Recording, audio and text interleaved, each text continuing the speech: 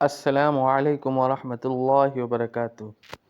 پیش خدمت ہے ایک ایسا واقعہ جو آپ کو ہنسا دے، یعنی اس واقعے کے اندر نصیحت بھی ہے اور ہنسی بھی۔ واقعہ یہ ہے، ایک آدمی ایک مسجد میں اذان دینے کے لیے مقرر تھا، یعنی وہ مؤذن تھا، لیکن اس کی آواز لوگوں کو بہت ناپسند معلوم ہوتی تھی۔ وجہ یہ تھی کہ وہ کریہ الصوت تھا۔ مسجد کا متولی بڑا انصاف پرور تھا۔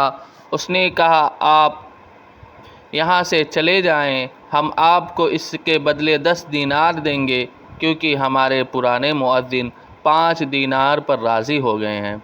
یہ مؤذن اس جگہ کو چھوڑ کر چلا گیا۔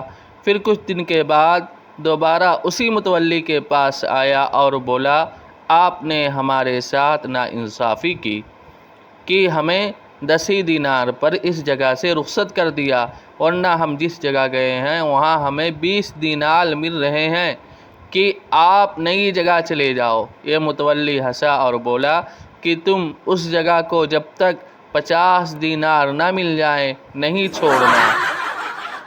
اس واقعے میں نصیحت کا جو پہلو ہے وہ یہ ہے کہ ہمیں کسی عیب کو سلیقے سے بتانا چاہیے، اس کو شرمندہ کر کے مایوس نہیں کرنا چاہیے۔